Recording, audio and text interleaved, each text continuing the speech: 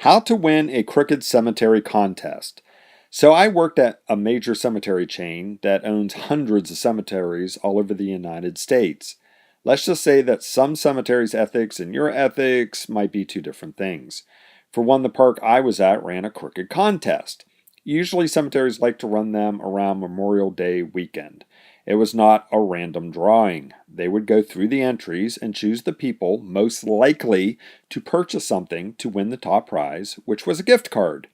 Never lose sight that a cemetery is a business.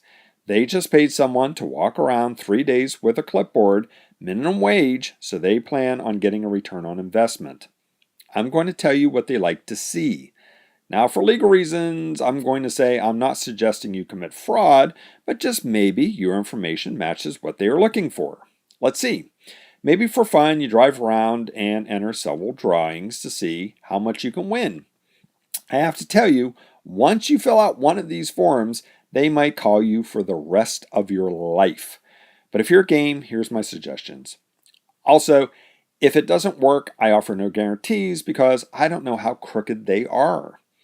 First, you have to get the form.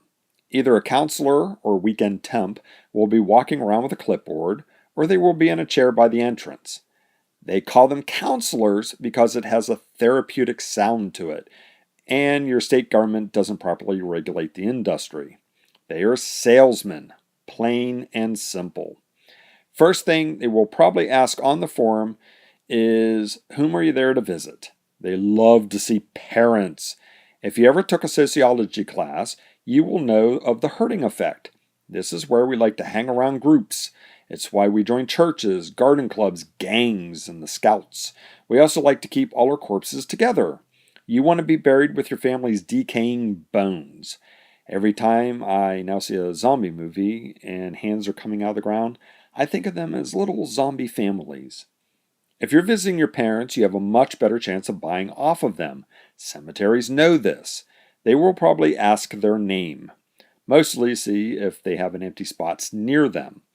If you happen to lie about this, I'm guessing you'll leave that space blank. Also, if you go to several parks, you might be surprised to learn they have the same owner and same manager. So unless you bury different parts of your parents in different cemeteries, this might get embarrassing. Next might be a comment section. They would love to see you selling them their own cemetery. Lovely place, very serene, very well maintained. If you absolutely must complain, I suggest the sandwich technique. This is where you say something like, a very beautiful cemetery, having a little problem with bare spots on my parents' graves. Could you put some grass seed? But think it's a really great park. Bad comment in between two good comments. By the way, if you ever go to complain at some cemeteries, they ask your name and phone number and they call you and ask if the repair was done to your satisfaction. And next time you come, stop in and initial the work order as a quality control to keep the park looking great. It's just a way to get FaceTime with you so they can sell you something. Don't fall for it. Next on the form, they will ask if you're interested in any products or services the cemetery has to offer. If they have mausoleums, they love to see this checked. They spent money building these things. Faster they sell them, the better. Also higher priced because it's a vault and space combined. Even better if checked double or joint vault space. If not separate box, you might help them by writing out, must be a double or two singles together. Much bigger sale. Also, they wouldn't mind you checking a cemetery plot to keep your options open. Memorial benches is wonderful because high priced, high markup, and if you're on commission, it's high on the commission end. They start like at $3,500 and go up. Next comes a line that might say other.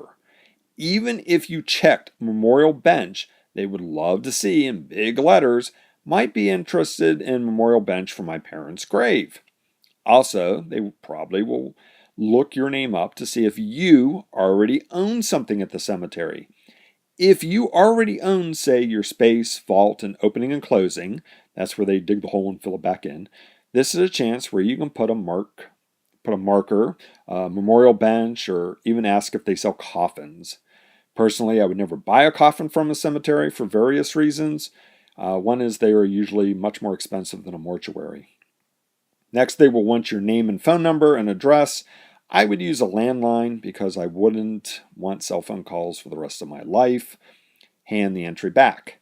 If they try to sell you right away, I would say not today. I don't want to be disturbed visiting my parents, and who knows, maybe I'll win a gift card and we'll see you soon. Now, you will be called. I can almost guarantee that. A couple things might happen.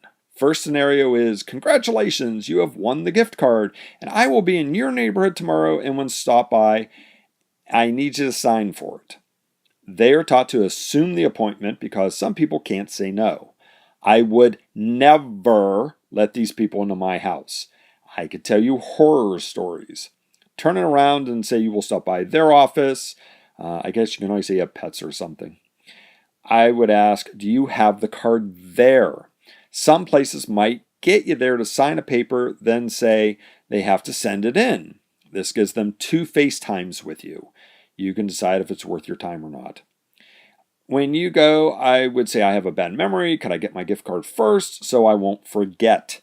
This is so they don't switch the cards on you for one that's already been used up or something if you don't buy anything.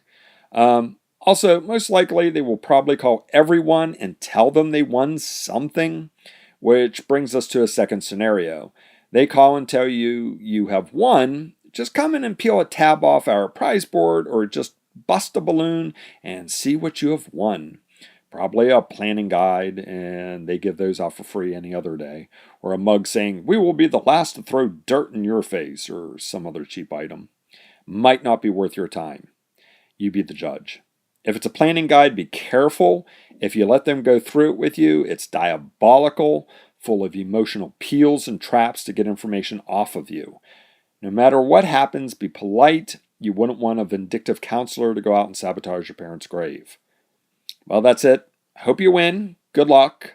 As always, it's me, Cam Rory, here on YouTube.